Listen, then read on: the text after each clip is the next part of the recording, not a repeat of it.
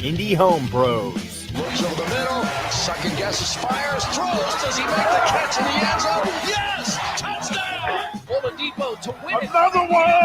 Another one! Oladipo! Huge hole! He's at the 30! He's gonna go! 10, 5, touchdown! Jonathan Taylor! Work stop by Burke. Bounces into Cody, puts it up, scores!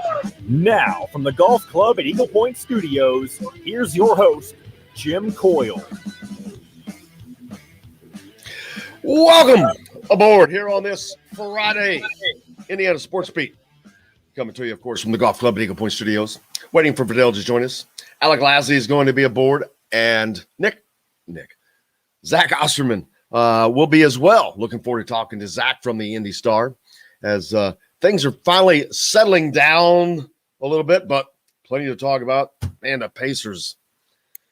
Well, we talked about them working hard and not giving up. Well, they went out with a bang last night, but I've talked about them so many games where they would score 130 and then give up 130. It's exactly what happened. They just scored 140 points the night before in a win, and then they got drummed last night. Russell Westbrook and company just thumped the Pacers handily. Don't even have the score there. 142 to 115. Yeah, it was yikes. But it's not like you expected too much from them. And it's probably better off that they did lose that game. We talked about that possibility. Where is Mr. Will?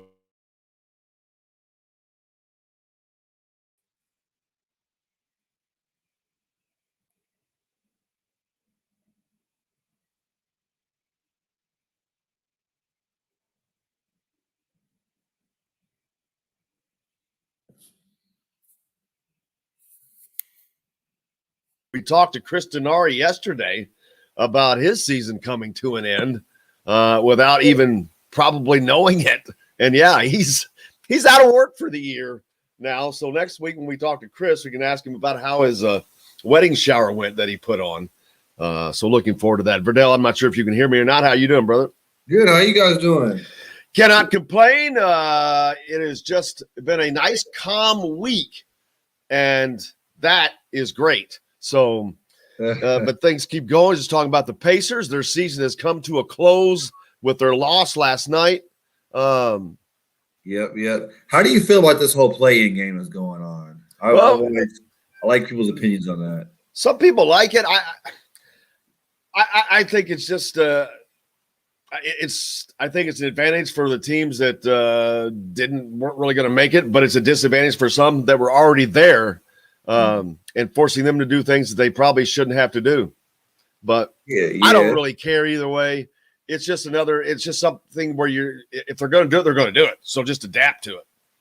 No, for sure. It's a little wrinkle that makes it a little more, I guess, a little more competitive maybe. I'm not sure, but we'll see what happens. But it's good to have playoff basketball back. To me, that's when the NBA gets fun and exciting to watch. I think we have some good matchups coming up. So, this is the time of the year that I really love to watch the NBA play. Absolutely. Indiana basketball recruiting has been not having any problems, let's say. The roster is full. They have all the pieces that I think they need for next season. We've got the Indy 500 to talk about, the PGA. Is this weekend, or it's right now? It's already going on. Yesterday was the first day, so plenty to get to. I know you've been busy. It's the AAU is going on. How's that going for you guys? It's been going well. We actually took a quick little break. We had some guys who were injured. We had a couple guys who are over here in Illinois. They're doing all the sports at once. So we got guys trying to play football and basketball and baseball and basketball. So.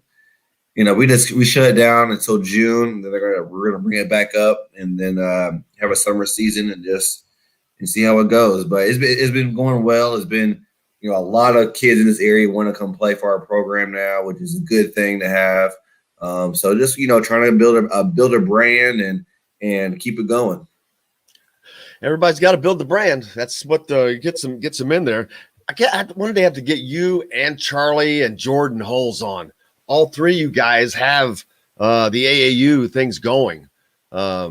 You guys are my TBT team, by the way. You guys got to get that together going on. The TBT should be coming up sometime soon as well. Would hope. Robert Carter says, hey, Brian Hagedorn, Tim Tebow, guys joining us on YouTube as well. So feel free to do that if you're listening on the radio. But Indy 500 practice and all that coming up, big festival. It's great to see all of these events, Verdell. The Kentucky Derby, and then I went to a baseball game the other day at Indiana. I'm actually going out to a baseball game this weekend at Indiana. It's nice getting out there, seeing people, getting back to somewhat of normalcy. It is, man. It is. It feels good. Me and my wife took out some family friends last night for dinner and sit outside on the patio. The good weather is going, so it's just nice to be able to see people again. Me and her actually this last weekend we were in Philadelphia for a wedding, so we got to go out there and expend a little time. So got to go see the Rocky statue, ate some good food, and it was nice, man. Just to see people out and about and just enjoying themselves. It gives you some kind of normalcy again. What was the Rocky statue like? I know they moved it. It's not at the top of the stairs like they had it. They moved it someplace, but yeah, it's right at the bottom of the stairs now. And there's a whole line to get and take pictures. But it was cool, man. It was a beautiful weather this past weekend in Philly. So it was an awesome time and much needed after a long COVID hibernation, should I say? Did you run up the stairs? I did. I ran up the stairs. Yep. Did that whole little scenario, you dig? But it was cool, man. It was, man, like I said, just to be able to go somewhere, travel, get on a plane, be somewhere different, eat some good food, and just be able to enjoy people again. It was a fun feeling. And I'm looking forward to doing that myself. Like I said, it was a kind of a nice, calm week. And hopefully it stays that way for a few months as we can get into football and ease into that. Got the PGA going on this weekend, so that's always a relaxing thing. But my daughter graduates tonight, so congratulations, Kylie. She's graduating tonight, so I've got to go down there for that. Just all kinds. I'm sure everyone else is dealing with all those things like that as well. So lots of spring things happening, which is great. Feel free to hit us up on the Andy Moore hotline, whatever you want to talk about. Alec Lasley's going to join us. We've got plenty to talk about recruiting-wise for Indiana when he joins us. What's been going on with you? What's happening in the world of – I know you went to Philly, but other than that, what's happening in the world of Verdell?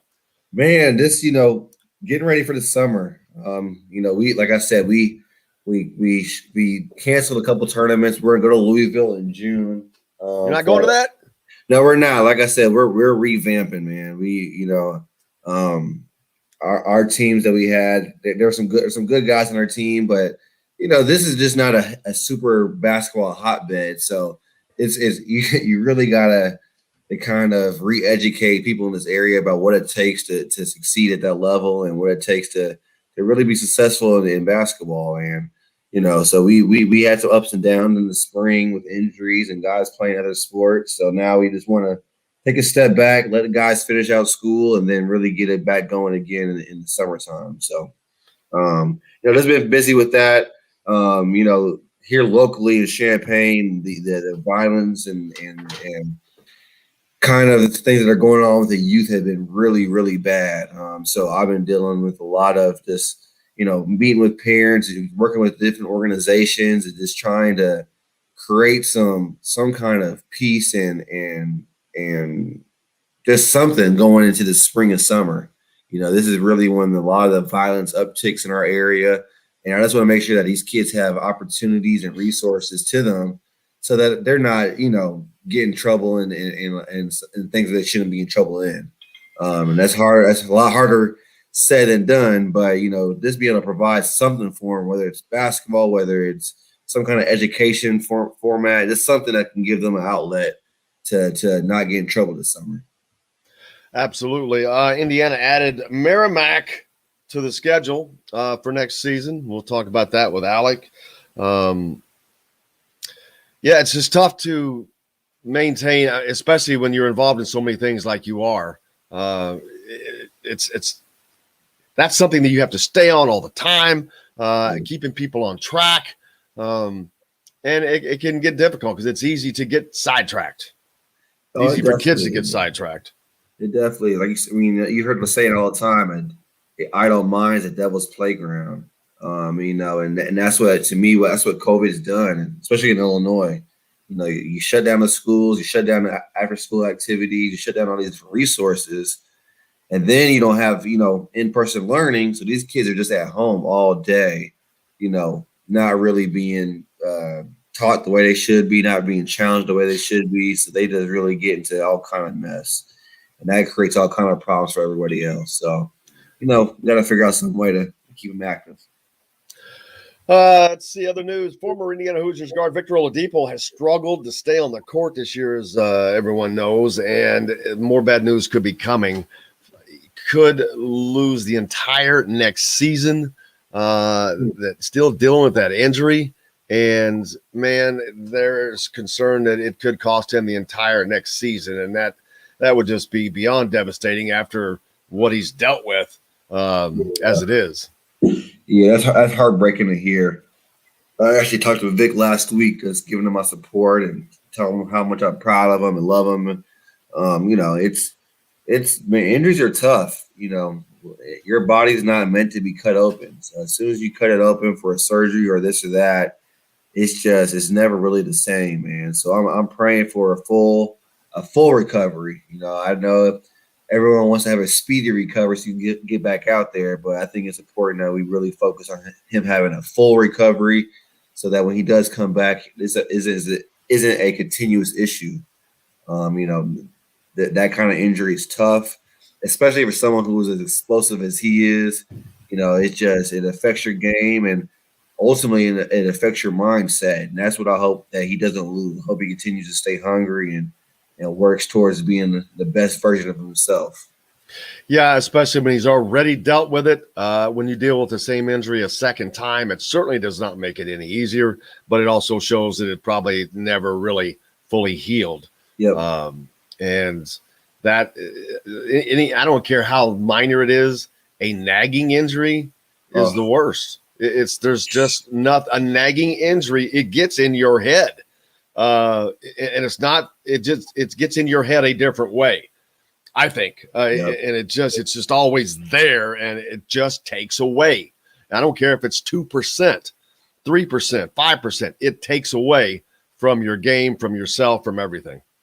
Absolutely. You're always second guessing, this move, that move, any little, it doesn't have to be pain, any little feeling that you get in that leg.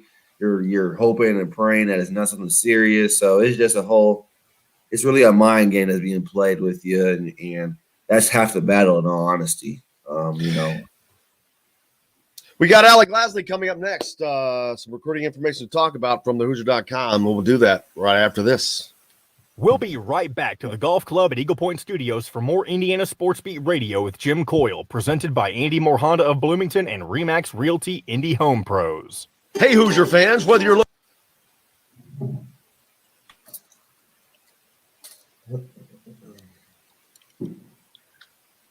What's up? Hey, man. Verdell's How's it camera's going? not working. Is your camera not man. working, or you just need to get out and come back in? It's not working. Let me try it again. Let me see if I can get out and come back in. Looks like you get a haircut. Yeah, I did. You look like you're from New Jersey. Yeah. I guess just go into the to get my hair cut and just ask for a jersey cut, and they just seem to know what it is. What's that? I said I guess I just go into the to get my hair cut and just ask for the jersey cut, and they seem to know what it is. Yeah, they hit it right on the mark. It looks good though. Hey, Verdell, if you can't get your camera working, you may be able to turn your camera setting off, and you could put a little bubble with your picture in there instead, so it's not just a blank screen. If you know how to do that. That's odd if the camera just doesn't. It must have hit a setting somehow.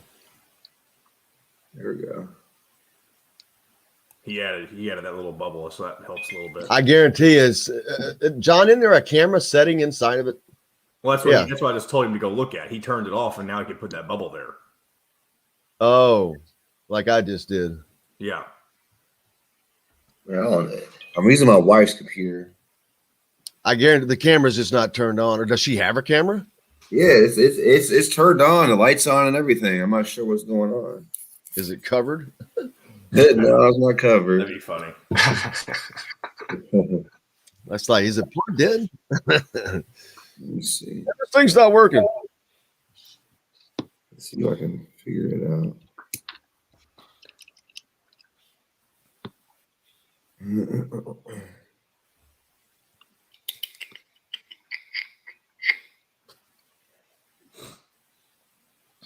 All right, I'm going to go ahead and bring us back. Of broadcasters and this station. Whether you're looking for a relaxing night with a family, meeting for lunch, hanging with friends, or on the golf course, Sam's Restaurants has multiple locations and something for everyone. Sam's Restaurant in Fishers has homemade coffee cakes and much more. Sam's Place in Broad Ripple has wings, tender steaks, and seafood. Sam's Ale House in Carmel and on 86th Street in Indy have a long list of craft beers and all of the right foods to go with. Plan a day on the links at Eagle Point in Bloomington, then stay for dinner at Sam's Clubhouse. Sam's Restaurants, professionals in the art of food and drink.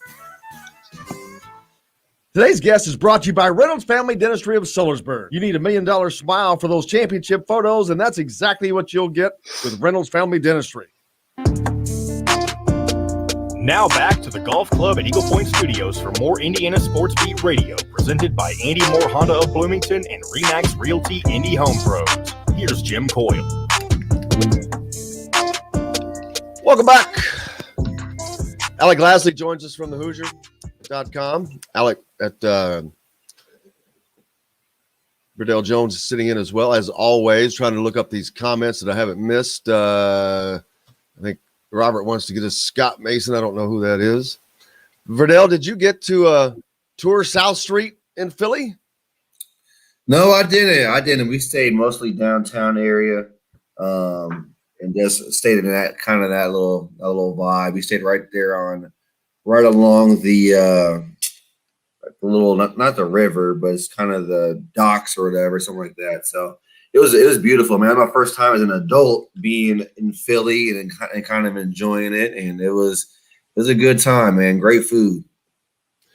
Absolutely. We were kidding Alec in the break. He got a haircut. I told him he looks like the jersey, man. It looks like they got that. He said they got it cut. He just goes in and asks for the jersey, and I'm like, well, they hit it dead on, baby. They nailed it. Verdell, were you on a couple weeks ago when we had his baby pictures? Yeah, I've been seeing those, man. Oh, he's lucky I didn't bust him out because someone sent me, I think it was his mom, sent me his baby picture, and he looked dead up like whoever that was we were commenting on. I'm not going to bust him out, but just bringing some fun. Verdell, Tim said, have your son come fix your computer. Right. He's way smarter than me in it. Alec Lasley joining us from the Hoosier.com. Slowing down a little bit with basketball news, finally, thank goodness. But it doesn't stop. The recruiting continues. Visits are getting set up now. Merrimack added to Indiana's schedule. So there's always something to talk about, Alec.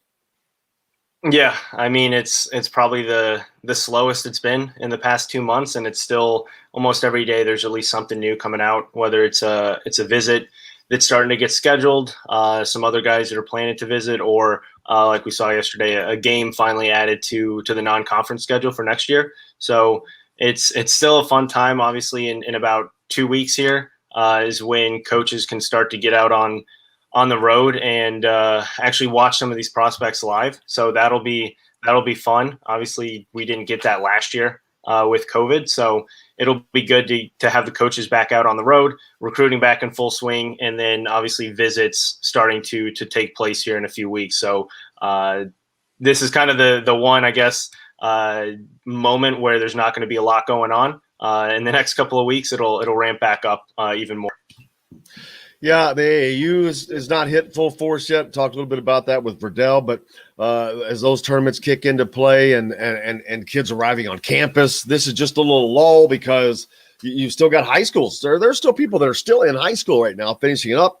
And we talked to Miller Kopp. I think he's not going to be able to get here until the 12th. So it's there's that lull right now, but it will come together soon. And when it does, everybody's going to be going to work. Yeah, exactly. And you're going to see June is a super busy month already. I think there's 3 officials as of now. There's 2 more unofficials. So already just between those 4 or 5 guys, you have a lot of guys that'll be on campus, and that's not even all the visits that are going to take place at this point. So in the next probably two weeks, you'll start to see even more visits scheduled for June and July, and then again you're probably going to start to hear some more 2022 names pop up once the coaches can actually get on the road here. Some more offers probably will be put out there as well, kind of mid-June, once we're actually able to see some of the prospects live for the coaches, that is, and then. Yeah, and then after that, get into July, and then you start to have some actually NCAA sanctioned events, which will be fun as well for the kids. So we're starting to get back into full swing of the full kind of recruiting calendar, which has been so off kilter here the past probably 12 to 16 months. Tim's asking about 2023 Caleb Glenn from Louisville Male High School. Yeah, the previous Indiana staff was in contact with him. Again, that 2023, so not a huge priority at the moment. Again, a lot of it's been put on. Indiana does not get a lot of kids they don't recruit many kids from Kentucky. But, I mean, no, it doesn't produce a lot of talent. Former Indiana. I mean, you're going to see with this new staff. I mean, they're going after La Lumiere kids, so you're going to see a lot of new schools pop up, high schools that is that. Indiana typically doesn't recruit out of probably some new cities, some new states, and that's just because this staff has so many good connections all around the country. And Mike Woodson knows what he wants and is pretty much going to go out and get it. We've seen him do that just in the first 2 months of his job right now. Yeah, the importance, Verdell, of Indiana kids and all that is not. It's not that it's not important, but the important thing is to put an elite basketball team on the floor, an elite winning team on the floor, and win. Now, of course, you're going to have Indiana kids, but you don't have to have a roster full of Indiana kids. And if you can get better talent someplace else at that particular time, because a lot of times it's timing, they're going to do that. And I think some fans are just going to have to realize that. I mean, you look at Verdell Jones right there. Look at Charlie Miller, who's on. Neither of those guys are from Indiana. Keith Smart, Dean Garrett, who was instrumental in winning Indiana's last national championship, were not from Indiana. So that's not, I think that's become this psychological mind block for older fans.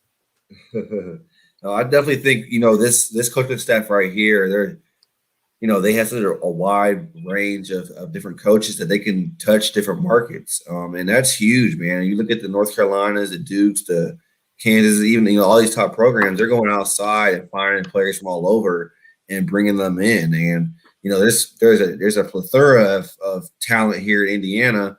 So, but if you could add different pieces from around the country to the top talent here in Indiana, I mean, you're looking at a team that you can win with every single year, and I think that's what Coach Mike Woodson is doing. Absolutely, and they're putting together the best team that they could put together, Alec, and that is, like we've seen, doesn't matter where they're coming from, but they're not going to be ignoring Indiana. But now with the transfer portal as well, that changes things immensely. I mean, because it depends on what you need at the time. Yeah, absolutely. And so I think you're going to start to see a lot of recruiting classes go down from 4 to 5 guys in general to maybe 1 or 2, and you're going to be completely satisfied with those 1 to 2 because you're probably, as we've seen with Indiana getting 3 transfers this offseason, you're probably going to get 1 to 2 transfers almost every single year. And if you're not, that's going to put you more behind the 8 ball than it would be if you're not recruiting well out of high school. A lot of these programs. I mean, look at what some of the better programs over the past few years have done, and they seem to always plug in one or two transfers that have played.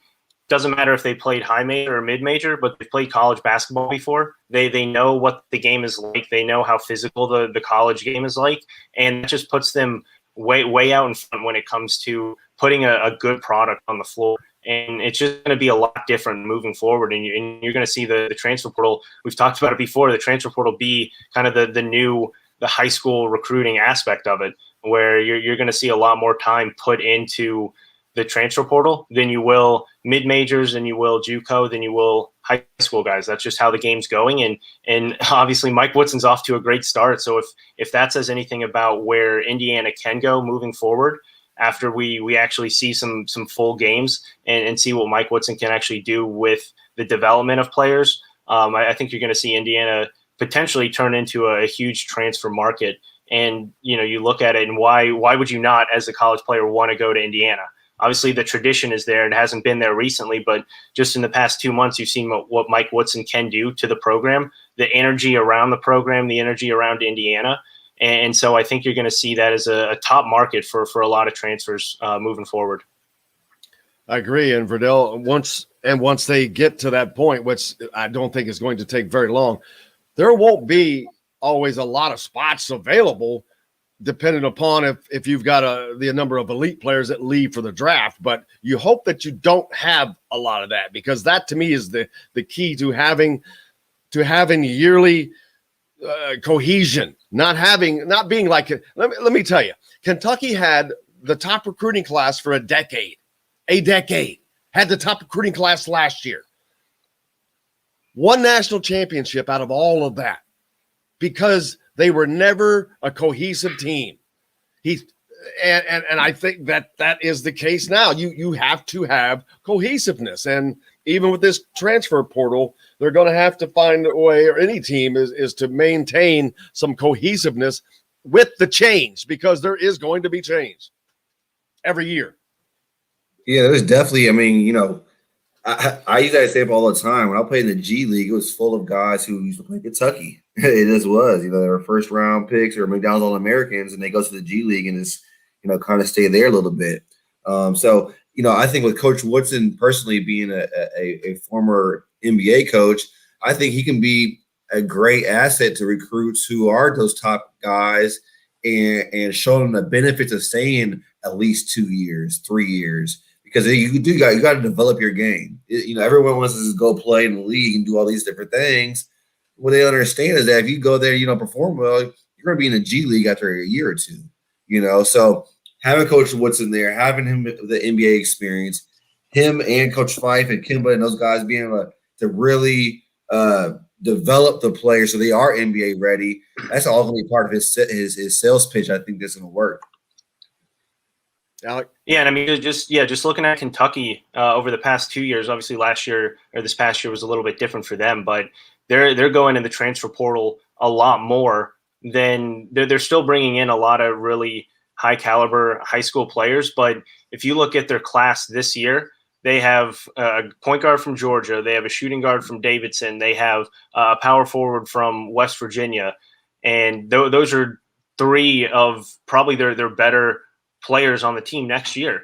They got a Creighton point guard 2 years ago who was obviously on the team last year. So their roster, while you look at it historically, has been made up of one and done type players.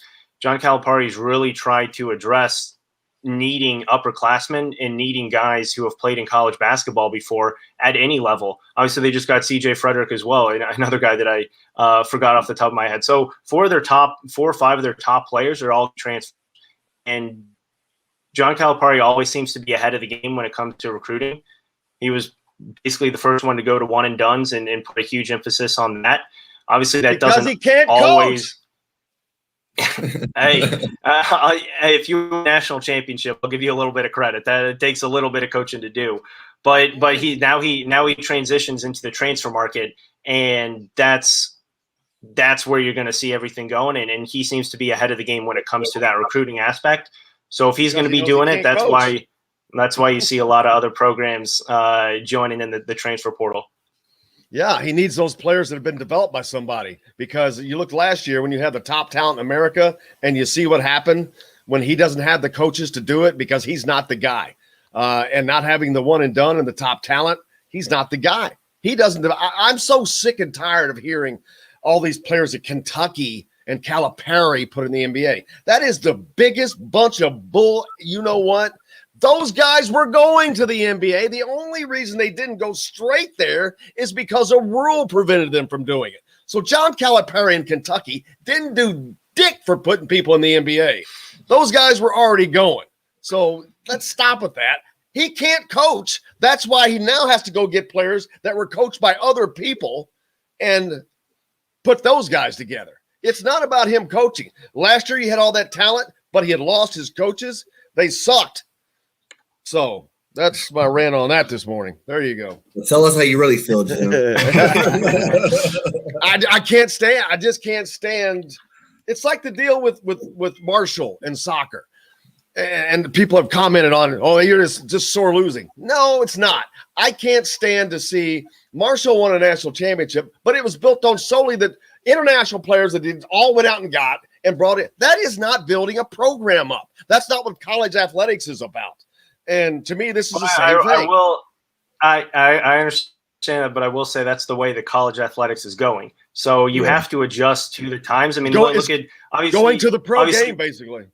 Well, yeah, and that's why Mike Woodson, he brings in three transfers right now, guys who have played, guys who have proven themselves. That's the way college basketball, college sports is going. College football has been there for a long time. You just don't hear about it as much because you have 80 guys on the roster. It's a lot easier to just have that kind of go over your head when you have guys transferring in and out all the time. But you see it with starting quarterbacks every single season. Now you're just seeing it in college basketball. That's just the way the game's going. So you do have to adjust to that, and that's what the good coaches at least understand that they have to do. And if you don't, you're not going to be able to field a program that wins on a consistent basis. Then we got name, image, likeness. That I don't know how that's going to be dealt with. I talked about that some yesterday. Both guys, there's 6 states that have implemented this already. 5 of those are SEC states. But the NCAA has not. And from everything I've read, they're not expected to pass this time around. So what happens now, July 1st, when all these SEC schools say, oh, yeah, go right ahead, it's cool. And everybody else can't do that. What the hell's going to happen here? Yeah, I mean, it's going to be interesting.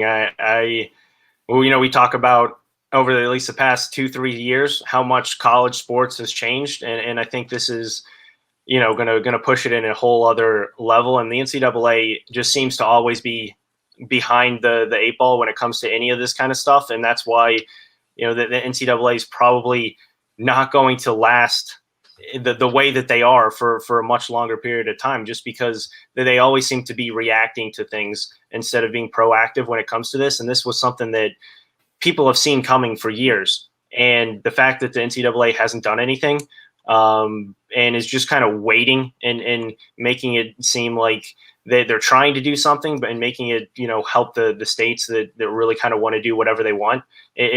It's kind of ridiculous, and the NCAA is obviously gonna hurt because of that. And so it'll be really interesting to see what happens in the next year or two when you start to hear kids mention why they're going to a school or why they're picking a certain state to play in, and it's because they can either get paid or have some sort of revenue tied to their name.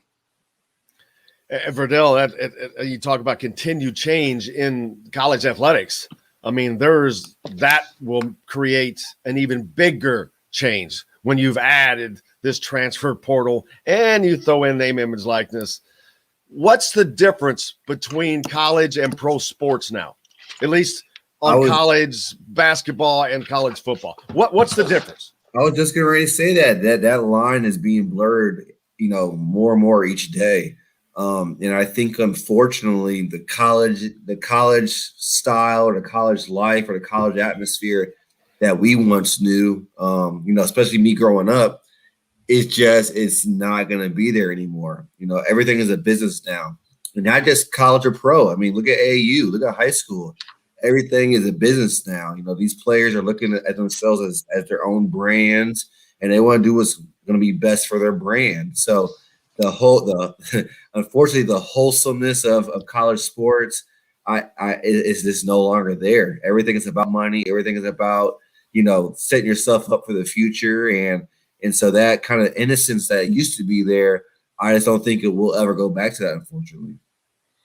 Oh, definitely not. There's no going back in this. It's just how far forward. We got to take a break. I'm way past it. We can talk about it more, but how far forward will it go? Because Mark Emmert has stuck his head in the stand for so long that now they're so far behind, and it's just a myriad to talk about.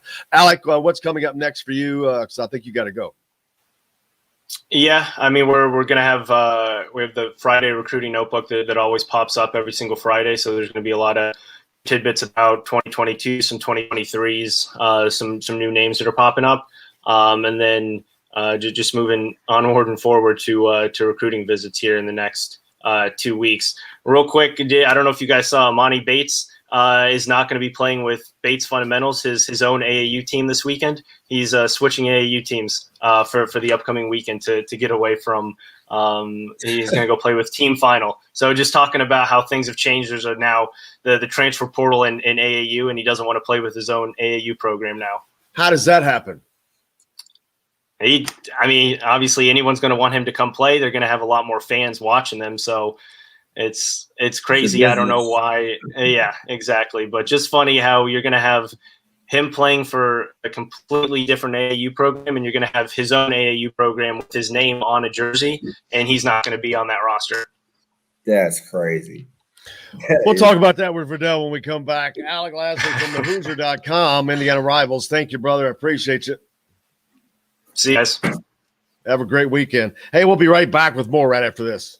We'll be right back to the Golf Club at Eagle Point Studios for more Indiana Sports Beat Radio with Jim Coyle, presented by Andy Moore Honda of Bloomington and Remax Realty Indy Home Pros.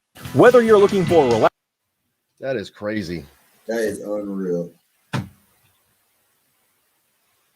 That just shows you right there. I mean, it's just.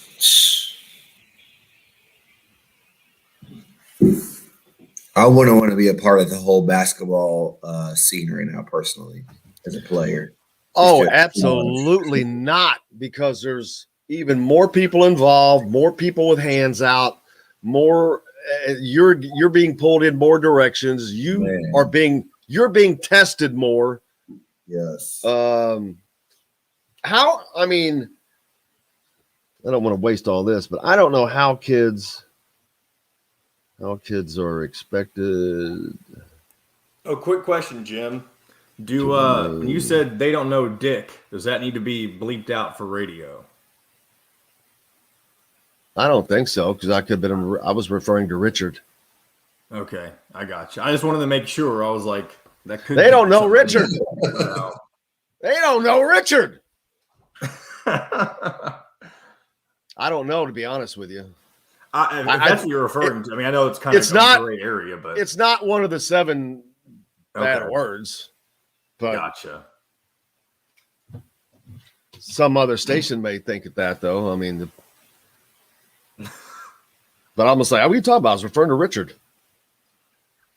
I was. Imani Bates, how kids are expected to remain.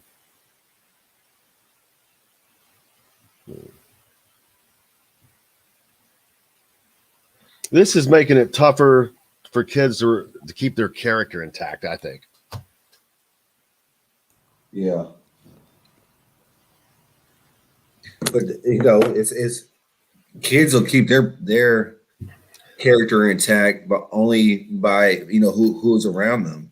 If people around them don't have character, then they're gonna follow right along with what they say. And that's the biggest thing. I'm going to these AU tournaments. You see these parents and these coaches and how they act and are wilding out, and it just shows you that the AAU basketball is at an all-time low right now. Yeah, it's quiet. It's coming back. You're looking for a new or a used vehicle, Andy Moore Honda of Bloomington's got you covered. They're Bloomington's #1 Honda dealer for a reason. For deals like this, how about a new 2020 Honda Civic LX front-wheel drive lease for just $180 a month? Or a new 2021 Honda Accord LX front-wheel drive lease for just $270 a month. Andy Moore Honda of Bloomington, Bloomington's #1 Honda dealer. Come see us at the all-new Andy Moore Honda, now in Bloomington. This segment is brought to you by Andy Moore Honda of Bloomington. Now back to the Golf Club at Eagle Point Studios for more Indiana Sports Beat Radio, presented by Andy Moore Honda of Bloomington and Remax Realty Indy Home Pros. Here's Jim Coyle. How's everybody doing on this Friday? Verdell Jones here as always. And I'm looking forward to Kylie graduates tonight, but other than that, I'm looking forward to a relaxing weekend. I think the weather's going to be decent, Verdell. What are your weekend plans? So actually, my dad just turned 60 yesterday. So we're going to go up to Chicago tomorrow and kind of just celebrate with him a little bit, take him out to dinner. Just, hang out with the parents, hang out with my brother, just kind of enjoy some more of this good old weather. That's young. Yeah. He's a young man. The PGA is what's good. that? Saying he looks even younger, so he's doing good. That's amazing. The PGA is happening. The first 18 holes on the 2021 PGA Championship happened yesterday. Where are they? I think they're in South Carolina, Kauai Island. It sounds like a wonderful place to play. I didn't get to see much of it. Let's see. Looks the top of the Grace is at the top of the leaderboard. South African looks like. Is that South Africa? And then Bradley, second. Hovland, Brooks Koepka, they're all tied at 3 under. So a little tight course. Always make them a little tougher. I don't spend a lot of time watching golf until Sunday. Yeah. And that's not a lot. John Daly. Did you see him? I didn't see it. You got to pull him up. You got to see this beard. First of all. Oh, I know what he looks like. He definitely doesn't. Have you seen the beard he's got going? Oh, yeah. He's got it's David Letterman's got the old Civil War Colonel beard. John Daly has got the St. Nick beard. He doesn't have much of a mustache, and he always wears these goofy pants now, but because he doesn't care. Yesterday, I was looking, they were showing pictures of him. He was on the practice putting green, putting with a cigarette hanging out of his mouth. Then they showed him on the driving range with a McDonald's Coke cup next to his mouth. This is at the PGA Championship. Only John Daly. I love everybody. I love John Daly. I have a picture of me and him from 1991. I was fortunate to be at Crooked Stick on Sunday when he won in 1991. I was a young guy, but man, he has just been a character. Yeah. And he's never changed. I love that. But the dude still wins. He just finished second on a seniors tour event 2 weeks ago with a complete brand new set of clubs that someone had given him to use from top to bottom that he had never used, and finished second. I think he bogeyed a hole that cost him the freaking win. He's won 2 majors, and you can't say he lucked it. He barely was able to get into Crooked Stick in 91 to win that. But he won the British Open. He won at probably arguably one of the toughest places to play in the world. Yeah. So yeah, it's like, yeah, he's a great golfer. He's my spirit animal. Oh, I love that. If I was going to be a pro golfer, I want to be just like John Daly, man. If I wanted to be a pro anything, that would be anything. He's just fun. But yeah, just a great guy and great for the sport. And I'll tell you what, and a lot of people have issues with Fuzzy over some things, but Fuzzy Zeller was a character, and for the most part, and they were good friends. He when John Daly came onto the scene, he kind of took him by the hand. He would stay with him there in New Albany when he'd come down to the Wolf Challenge when he had his event at his golf course. But all sports need characters. They do. And I'm not talking about jackasses. Right. Like Muhammad Ali was the greatest sports character of all time. Right. And you can't create those, but it's harder in this day and age because too many people, I think, try to purposely do it. They try to cultivate it, cultivating a brand. Yeah. Man, if it's natural, you can just see it. It comes through. Peyton Manning. He's not a guy that I would have ever thought to be funny, but damn it, he's kind of funny with that stuff. He's pretty funny. You know, with what he does. He was funny on Saturday Night Live. He's funny on these those ESPN Plus things he does. Have you ever watched those? I have. Yeah, he is. I didn't know he was that funny. He's a little. He has his own sense of humor. It's kind of like that dry, but it's. I like it. I do. I think he's sneaky. He's sneaky. He sneaks up. He does his research and sneaks up on you. Those little jabs in there. I like. He is. He's a different kind of character. But you're right, man. It adds to the ambiance. You know, everyone wants to be cookie cutter, but when you have that special kind of attitude or personality mixed in there, it just makes it all fun. Yeah, it's harder in this day and age though with how people are perceived with social media. Everything's out there so fast and all of that. It's taken away a lot of, like the NBA. I mean, who's a character in the NBA? Yeah.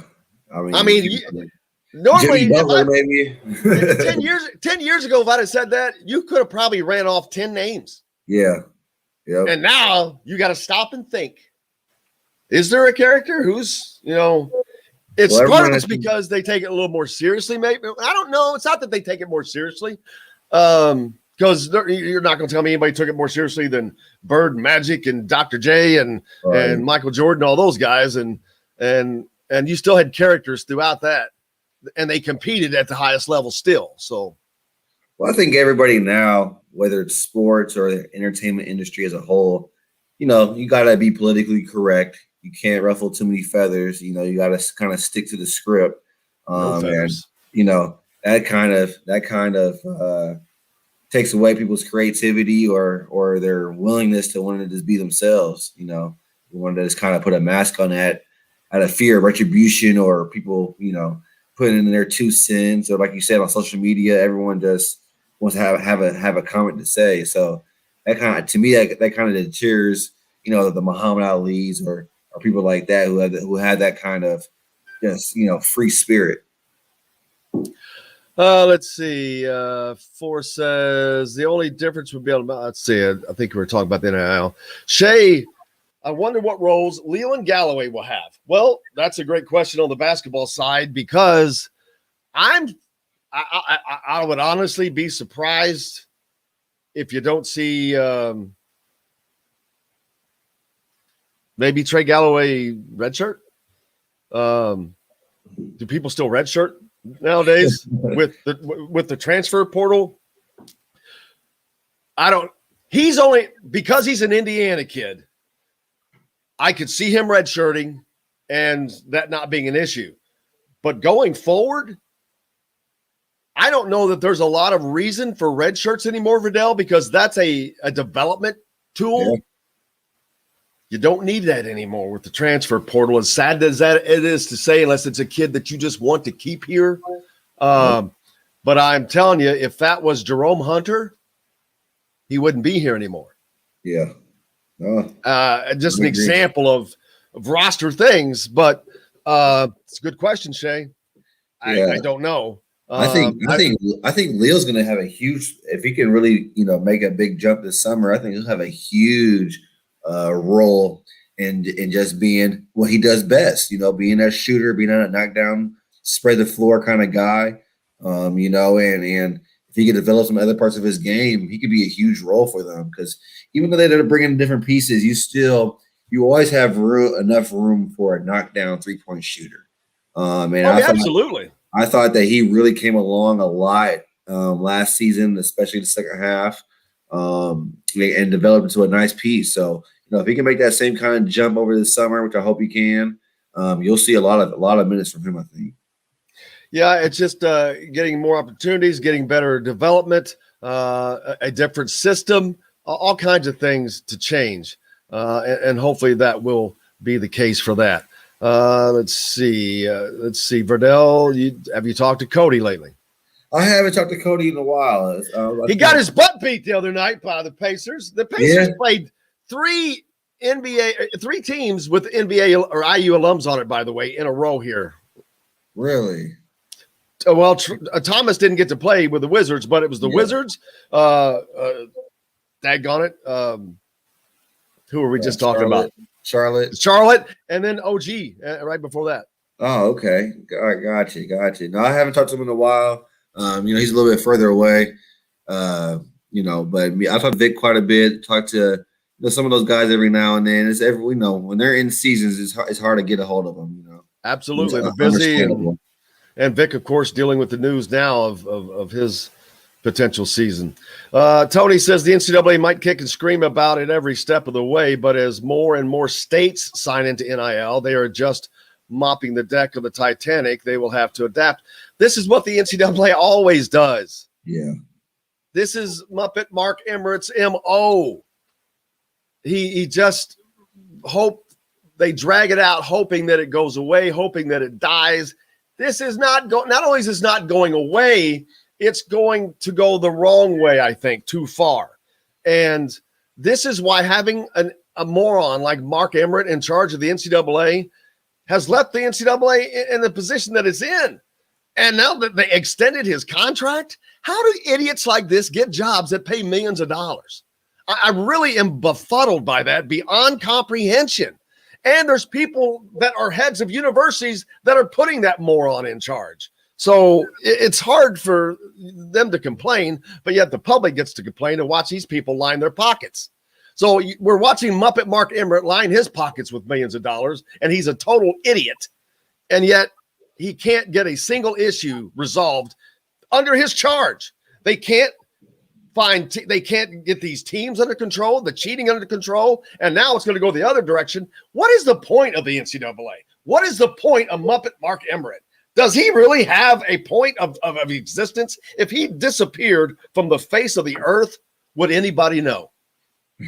I don't think so. I really don't think so. Yeah, to be an NCAA and to be, the institution that it is, you got to be ahead of the curve. You got to be able to set some standards so that it's not so free, willy-nilly all over the country. I think if you came out right away and said, hey, we will, this image likeness, we'll put the stipulations, the guidelines, the regulations together, and all the other states can fall in line, then you have a more of a cohesive and uniform strategy. But that's to kind of say, hey, we'll see what the states do and leave it to their own programs. That just gives too much free reign to other people. And someone asked about, Forrest says he agrees with Tony, but until they do, it seems like it must be a violation. How can it be a violation when a state passes the law? The states are in front. The states are in front of the NCAA. The NCAA is behind everything as always. So there cannot be any violations when it's a state law. Yeah. That is the point of the NCAA being so moronic. They have no leadership. I mean, no leadership. And the fact that these schools allow this to go on, this is on the universities. This is on Indiana. This is on Kentucky. This is on Duke. This is on UCLA. This is on Notre Dame. Any school you want to mention. They put that Muppet in charge. They're paying that Muppet, and they're allowing that Muppet to continue to do this. It's their fault, but college athletics is no longer going to be college athletics. I mean, I have people all the time talk about cheating in the SEC, and I'm talking about coaches that I've talked to. Do you think this is going to make it? This is not going to clean it up. So I think Alec hit on the point. College athletics is not going to be college athletics. It's going to be semi-pro.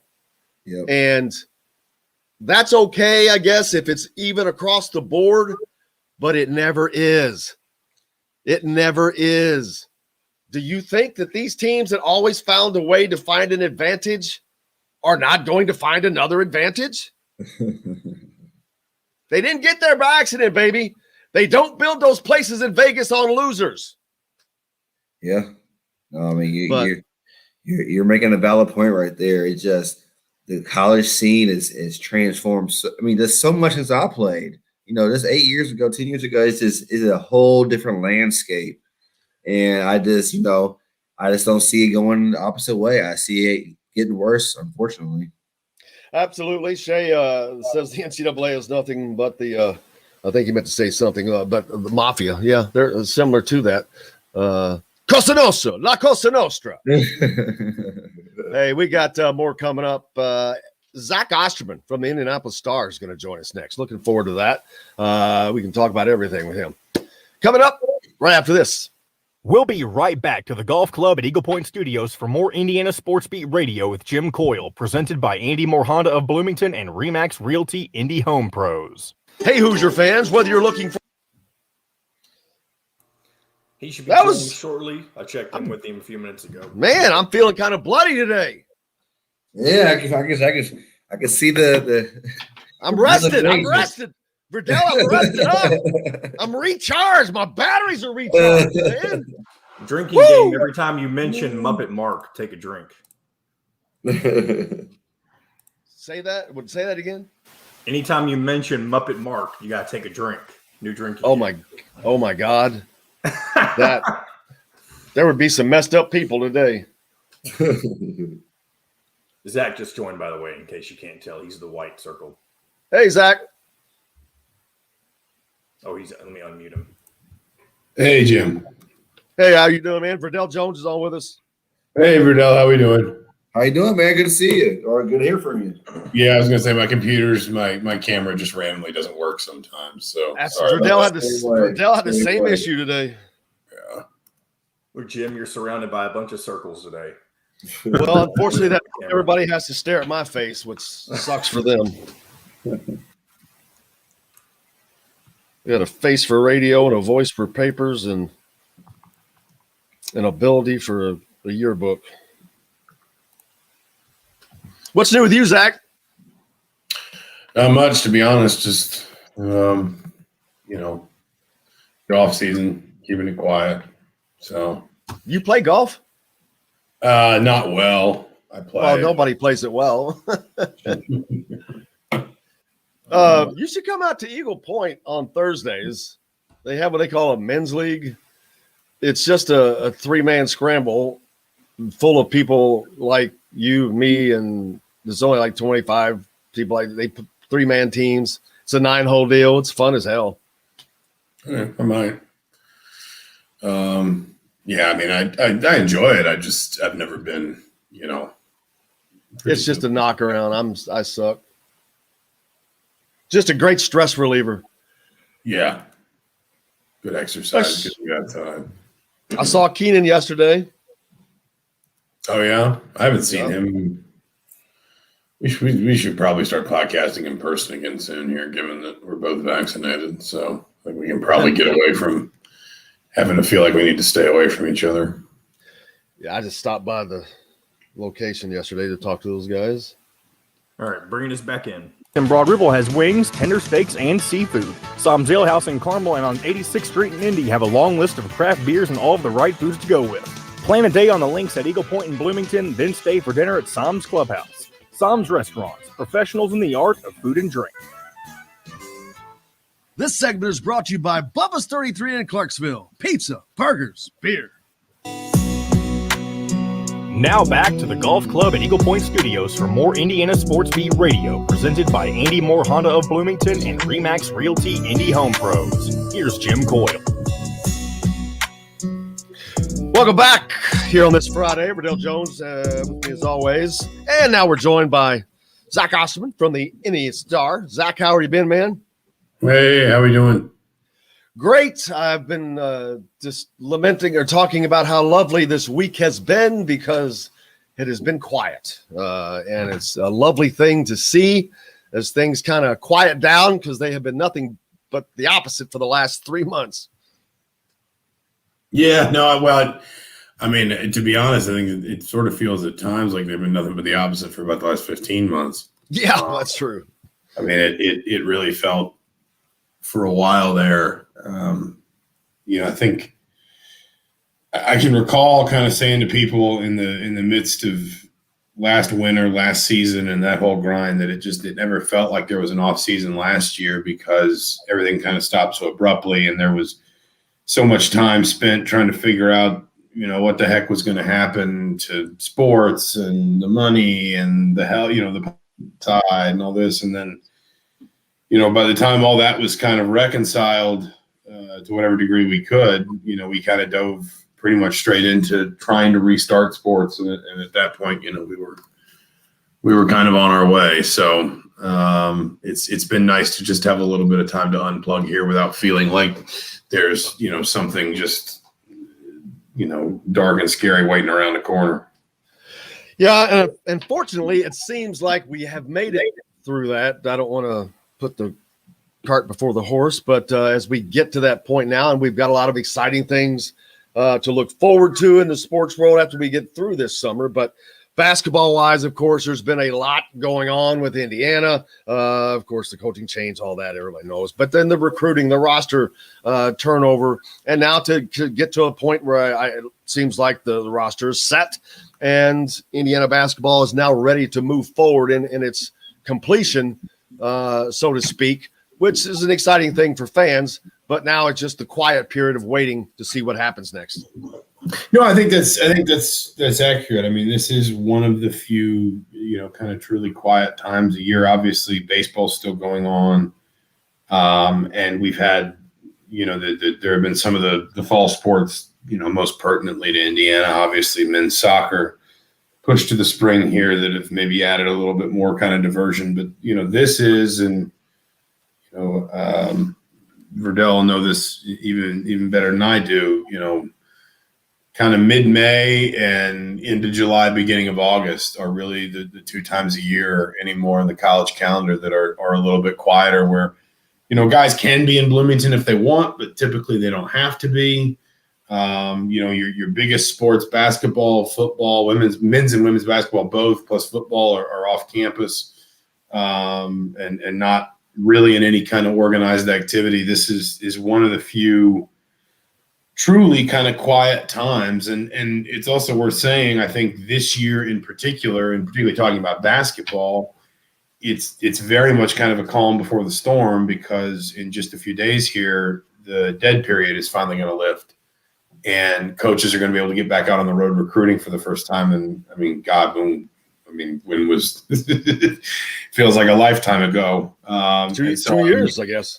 Yeah, I mean, it's not like they're going to be allowed triple the hours because they lost last year or anything like that. But I think it is going to feel a little bit kind of helter-skelter at first, just because nobody's been doing it for a while. And now at Indiana specifically, you got a brand new coach, brand new staff. So it's going to be interesting to kind of see how they attack the trail once they can actually get back out onto it, and once they can start hosting kids too. But this is really kind of the end of May really is a little bit of the calm before the storm. Yeah, and Verdell includes you in this, but recruiting is going to change so much, Zach, because like for 2022, you have an idea what you need, but you don't know because of the transfer portal. And so for 2023, it's like, you're going to need kids, but you don't know who and what exactly. It's becoming more difficult, yet you have the portal because you're not going to be able to plan as well as you used to be able to. You knew who was going to leave for the most part when you were going to need to fill these scholarships. Well, that is out the door now. Yeah, I think, listen, I sort of have a personal belief that the portal is a little bit more prominent this year than it is maybe going to be in a normal sense. And I just, this is kind of my 10 pot theory, but I just think that after 12 months of everybody having to lock themselves up in their homes and their apartments, and I think there's just a lot of restlessness, not just in basketball, but I'm not, the parallel I've drawn is everybody out there is buying a house right now. And I think it's because we all had to live in our homes for 12 months and we were just crawling all over each other and realized how much space we didn't have and, all those different kinds of things. So I don't know that the portal will be quite so busy in an average year as it is right now. But I do think, to your point, it just becomes part of the equation for building a roster. And maybe, I think one of the areas you think about a couple of the pieces Indiana's added here in the spring, thinking about a player like Miller Kopp, thinking about a player like Michael Durr. I think, in the past, if you felt like you needed to carry 12 or the full 13 scholarships, and not everybody does, we know Archie Miller didn't always. And I don't think there's necessarily a right or wrong answer. I think it's okay to carry 10, or maybe 10 maybe is a little small. I think it's okay to carry 11. I think it's okay to carry 13 if you want 13. But in the past, sometimes, when you had a couple of those spots open, you might see coaches reach on, kids that had waited till spring for one reason or another. If obviously there were times where, and I think I'm on a call with one right now, where coaches were able to really target a player in the spring that they really wanted. But I also think of other times, the one that comes to mind for me a lot with Indiana in recent years is Jeremiah April, who had a lot of potential, had great size, filled a hole for Indiana. But he was he came from, kind of a circuit of schools, I think out in Arizona, if I recall correctly, where it was just kind of hard to judge his talent at the prep level. And so you knew it was a little bit of, kind of saying, let's take a reach on a guy and see what he might become when you put him in the college system, a college weight room, whatever else. I just wonder if for some programs, if you have one or two of those spots open, the portal might replace some of that. The portal might replace if they feel like they want to have one more body in the locker room, one more piece in the rotation, especially for bigger programs that might be a little bit more appealing to kids that maybe only have 1 or 2 years left in college, the portal might be more of kind of a long-term solution there, where you still recruit your Tamar Bateses and your Logan Duncans and your guys that, you think are good, solid sort of cornerstone pieces in for your roster long-term. But then if you do get to the spring and maybe somebody accelerated their development faster than you thought, went off to the NBA, maybe somebody transferred you didn't expect, maybe somebody has to step away because of injury reasons or something like that, you have a hole you didn't expect to have. I just think that's where maybe you're going to see the portal have more staying power long term. Verdell, someone like Armand Franklin, I'm still, I guess, a little surprised that he left. I can see it now. I think that he prefers that other system. I don't know how that really is going to prepare you for the next level, but this gives guys opportunities to see who's actually doing what and can change their mind. They made a mistake as a freshman. They thought this was the place to go, but then they see that, hey, this is actually someplace. So there will be a lot of that. But you also have new guys coming in. How is it about the cohesiveness of the team with all these new faces? It definitely can make it difficult, I think. But that goes back to, what kind of culture do you have? Who's the head coach?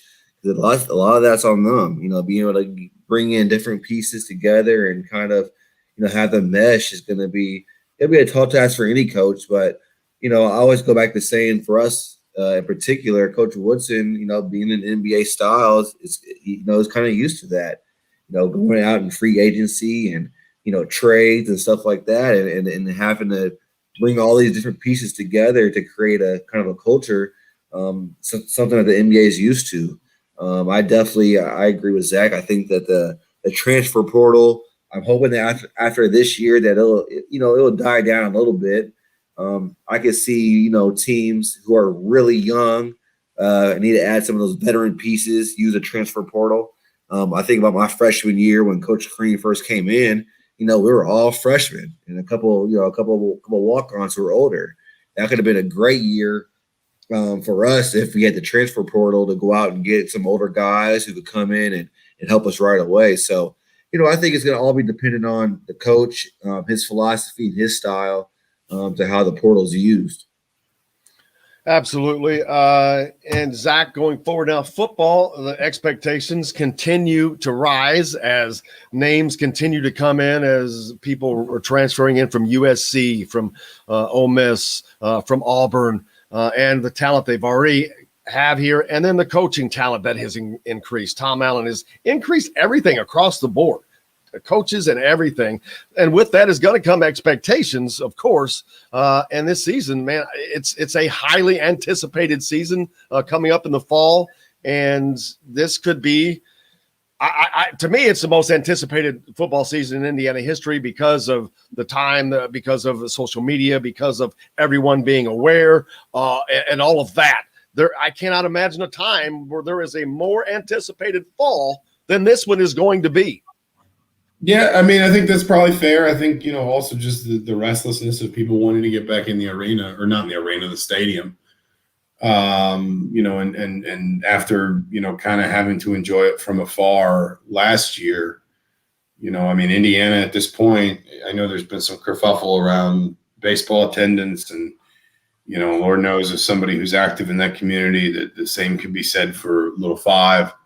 But as things stand for the fall, Indiana is planning for full attendance and planning for to be able to put as many people in Memorial Stadium as it'll hold, provided they show up. So, I at the same time, I've found myself saying more than once in the last few weeks, and I think I was even I remember, I'm not losing my mind that fast. I was on a radio show last night in Columbus where they were talking about expectations. And I said, at the same time, in my mind, Indiana fans, at some level almost need to be prepared to sort of see an 8-4 season and then maybe a Music City Bowl win as a good season. Because right now, listen, if you're Indiana and, all the stars align this season, you win 11 games, you beat Ohio State, you win the Big Ten East, that's great. But the Indiana as a program and the way it's been built these last few years, football is such an incremental gain sport because you have so many different moving pieces, from a 10-person coaching staff to 85 scholarships plus 30, 40 more walk-ons. You got 22 players on the field at any one time, so there's so many more moving pieces in that regard. It is kind of the ultimate sort of like just get 0.5% better every time you go out and do something sort of sport. And we've seen that. We've seen Indiana, not just under Tom Allen, but Kevin Wilson too, just sort of steadily raise the floor on the program in the way they recruited and the way they staffed and the way they schemed, and then ultimately in their results. And the opportunity I think Indiana has now, what quote unquote next in my mind, is just to make winning a habit. If you're Indiana, you've been to bowl games in 4 of the last 6 years. By all rights, it should be 5 and 7 after this season. Just make winning something that from the first day that a freshman walks into Memorial Stadium to the last day he walks out, it's not even a question. It's not something people talk about like, oh, it'd be great to make a bowl game, or, hey, our number one goal every year is to beat Purdue. It's just like, it's stuff that doesn't even necessarily need to be said. And I think you've seen the way that, for example, Pat Fitzgerald has done that at Northwestern, and Mark D'Antonio did certainly at Michigan State. But Northwestern, I think, is a really good example. You think about a couple of years ago, they went 3-9 at Northwestern. And there was a conference-wide inquest to say, hang on, what went wrong at Northwestern? And imagine what somebody would have said if you told them that 15, 20 years ago. And so my point is, if you're Indiana, you want to achieve as much as you can. Obviously, you don't want to limit your ambitions. But the opportunity, the next step here in my mind is just make winning such a habit that floor keeps getting raised and keeps getting raised. Because it's worth saying, Indiana didn't get where it is right now overnight. And so it can't look at whatever it feels like the next goal is. I think in Tom Allen's mind, it is to win the Big Ten, and say, well, we're just going to get there overnight. It took, 7, 8, 9 years across 2 coaching tenures of really solid, steady, patient, persistent investment and program building. And now you've given yourself the opportunity to take that next step. But I think it's important for everybody to remember that that next step, if anything, is only going to be harder than the ones Indiana's already taken. And so I think, this is a program now that just needs to develop this habit and this culture of winning that just says, the minimum expectation every year has been raised, and then you go from there. Yeah, I think the one thing fans are going to have to remember this season is that there will be fans in the stands, and that matters when you travel to Michigan, when you travel to those types of places. It will make a gigantic difference because they weren't there last year, and it evened things up immensely for Indiana. They don't have that advantage. Can they get fans in the stands? Can they try to turn things in their favor that way? That'll be a big question mark for them this fall as well. Yeah, I mean, and per my understanding, fan energy is about as high as you'd expect. It's they're moving season tickets now. I think the one piece of this, and I was tweeting about this yesterday, I think everyone still has some concerns around students because we've basically spent the last 12 months telling students that they have to be that everything, the college experience is remote, essentially, that most of the college experience needs to be distanced. Don't go to parties. Not that students weren't, and Lord knows if I was 20, I mean, I'd be doing the same thing, but don't go to parties, don't go to bars. Most of your classes aren't going to be in person. You can't attend any events, no sporting events, no concerts, no plays, none of whatever you might do normally for leisure time. Now, obviously, as you said, kind of at the top, it seems like we are getting back to normal. And it seems like we're going to be even kind of further down that road by August and September. But it's basically figuring out how to re-engage those people because season ticket holders, people who've been buying IU football season tickets for 5 or 10 or 20 years, well, they're going to come back because they're going to understand that last year was just a one-year disruption. It was just a brief interruption in the rhythm of, buying season tickets, going down with their family, tailgating with their friends, and yada, yada, yada. But students are obviously they are a transient population. They're only in town for a certain period of time. Most of them don't stay in Bloomington after graduation. So you have to kind of grab them at certain point in their sort of experience. Like, for example, with football, in fact, I think hands down the biggest sort of sign-up method for football student season tickets is student orientation. Well, for 2 years in a row now, orientation is virtual. So it's not going to be as easy as like you're walking through the SRSC with your mom and dad at orientation going from booth to booth, and you get to the IU Athletics booth and they say, boom, football season tickets are only $32. And you think, oh my God, $32 for 7 home games.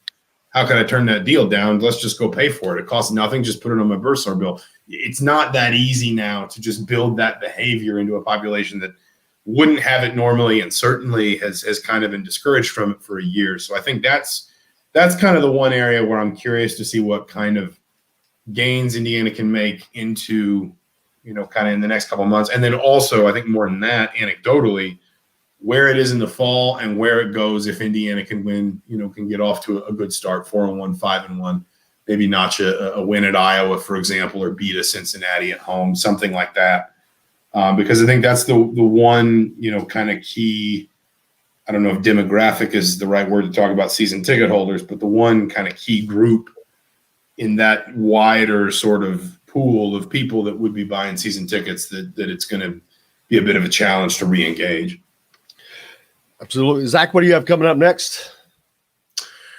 Well, I mean, to be honest, there's, just kind of a little bit of this and a little bit of that. Probably going to wind up writing something about name, image, and likeness. Obviously, it's something that's being discussed at a federal level. I think there's 5 states that are going to have state level legislation going into effect on July 1st. Yep. It does not seem like there's much appetite for it in Indiana, and it's just sort of a story that's basically going to ask why that's the case. I'm assuming the NCAA being housed here that has always kind of been sort of part of my supposition. Also, I think that NIL legislation has just kind of gained more traction in the South and the West, the South in particular, where I think a lot of states are very interested in not losing any sort of recruiting advantage. Southeastern Conference schools, perhaps. Yeah, I think that if I'm not mistaken, of the 5 states, yes, you are correct, that go in on July 1 for Mississippi, Alabama, Florida, and Georgia. So that gives you a sense of kind of where that stands. And I think to be fair, Indiana wouldn't be alone as a state legislature, as a state government, in just sort of looking at the national effort and hoping that which does have bipartisan traction, hoping that the national effort, just kind of winds up superseding everything else. But I think there was also a hope that the NCAA would put at least some sort of framework in place, maybe not as extensive as what some of the states are doing, but some sort of framework in place this summer. It doesn't seem like that's as likely now, or at least it doesn't seem like that's going to happen on the timeline that people thought it might, at very least. And so it is something where I think, I'm not sure how much more the can be kicked down the road. But that's just kind of one of the things. And then, just picking up little bits and bobs. I think football recruiting is going to be, and not just at Indiana, but in general, I think football recruiting is going to be a fascinating watch in June, because I suspect that if they hadn't lifted the dead period starting June 1, you would have seen a lot of kids just go ahead and commit. But now that these kids know they can spend June going to camps and making official visits and things like that, I think it's going to be a bit of a gold rush in terms of kids getting to campus, coaches getting with kids, and then kids committing. And I think that we could see a really, really an inordinately active summer, frankly, because I think you got a lot of kids that are going to want to commit, that might have committed in the spring under normal circumstances, and certainly are going to want to commit before their senior season starts, understandably. But now all of a sudden they can make visits again. And so I think that there's just going to be a ton of activity this summer around football recruiting, and it's going to be interesting to just see how the dynamics of it play out. Absolutely. I appreciate you. I look forward to having you back on. We talked about that before you came on, so I look forward to that coming out and then having you back on to talk about that, because that is a gigantic conversation to have. But, man, thank you so much, as always. Greatly appreciate you, and I hope you have a great weekend. Absolutely. Thanks for having me. You too. You bet. As always, Zach Osterman from the Indy Star. If you're not a subscriber, you should be. I am. I read the paper every day. You love it. But thanks to Zach. We've got, we got a little bit here, but Verdell, there's just so much going on, even when there's nothing going on. There's just always something new to deal with, whether it's a name, image, likeness, whether it's transfers. But the NCAA has done itself no favors by having all this stuff crash at once, I think. Yeah. Let's take just a quick break. For those of you listening on the radio, that's going to wrap it up for us. We'll hit a quick overtime and then we'll get out of here. But thanks to Zach Osterman, of course, and to Alec Lasley for joining us from thehoosier.com. Go out and have a great weekend. If you're listening to us on the radio, do something nice for somebody. And until Monday, I'm Jim Coyle. I will see you on the radio.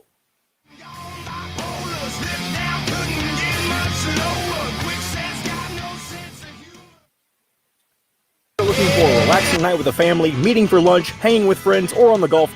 I didn't mean add it now. My bad. I already got it planned. Yeah, you use that end and you go back and you. Yeah, I'll just stop it. Y'all can keep going. Hold on. There you go. You guys are hearing us live now, but we went long. I just went right through the break there. Zach was just so great. I was like, we just went right through the break. And I'm like, ah, screw it. We'll stop short and then go back and you can edit the break in for radio. But there, even when there's nothing going on, then all this other stuff that's not dealt with, that is buried, it creeps up. It's like sewage coming out of the ground. And this name, image, likeness, alongside the transfer portal. See, they fought all this. Every bit of this stuff they fought and fought and fought and fought. Well, now it's all going to hit at the same damn time. Yeah. And no organization, I think, could handle that, least of which is the NCAA. Yeah, that. Those are two big problems that you don't want to deal with at the same time, and it's just a lot. There's a lot, obviously COVID is one thing, but to have these two things coming on the, kind of on the heels of that is a lot going on. And they, like you said before, they're doing a lot of reacting instead of, being proactive. And it's sad to see because it's NCAA, it's not a small organization. This is the governing body of college athletics. So you think that they'd be way more prepared for these instances, but unfortunately, it's not the case. No, it is not. Indy 500 action going on this weekend, not the race itself, but all of that goes on with that. It's going to be a nice weekend for people to get out and enjoy themselves. Let's see, I've got graduation tonight. What's Verdell got going on? Man, like I said, we're going to Chicago tomorrow for my dad's birthday. Celebrating. That's right. I actually got invited to one of my neighbors is having a private sushi chef who's looking to open a restaurant here in town. Get out of here. Having a little dinner tonight, so we're gonna go over there. Get out of here. I love some sushi, man. Oh man, I love it. So we're just it's a spring and summertime. We're finally to a point to where we just want to have some fun and enjoy ourselves a little bit. So that's what we're planning on doing. Dude, you got a personal sushi chef. That is freaking cool. That's amazing. Yeah. Have you ever watched someone make sushi? Oh yeah, it's a whole art. Yeah, I had some friends that I used to live by, and they had me over one night. It was kind of cool. But yeah, pretty cool. But yeah, I'm just looking forward to getting out and doing that and just relaxing and just seeing what all we can not do this weekend. I have to get my cameras fixed, man. I get my puppy here in the next week or two. So we'll have her on. I think you just probably have to get the wife to come in there and tap, and she could probably fix that for you real quick. I'm gonna figure it out today. I had a Zoom meeting yesterday with some people here in town, and it did the same thing. So I gotta figure it out. It's probably a setting. Yeah, it's coming on. I think there's a setting which I'm the least technically guide you want to hear. Let's see. Brian says, "Tell your dad happy birthday." I will. Thank you very much. Appreciate Tim's going to the Georgetown Drive-In. That's down in Georgetown, Indiana, and Southern Indiana. Still have the drive-in down there. I know there's one in Orleans. See, Brian says, "Hope everyone has a good weekend." Jimmy Johnson will be at the 500, but he's not. He's in the booth this weekend. So there's that. But yeah, all kinds of great stuff, fun stuff. Looking forward to it. I hope you guys go out and have a great weekend. It's nice to Indiana baseball. I'll be going out to see an Indiana baseball play too. Nice. They've got 4 games. That's it though. But man, looking forward to it. Always, Verdell, I can't thank you enough. It's always a blast, man. Man, I'm sorry I've been gone for the last couple of weeks, but it felt good to be back, and we'll see you guys next week. Got to recharge the batteries, right? Absolutely. Same for you guys. I can't thank you enough. Thanks again to Alec, to Verdell, and to Zach Osterman. Most importantly, thanks to you guys. Without you, we have nothing to do. But make it a great weekend. Go out and do something nice for somebody. And until Monday, I'm Jim Coyle. I will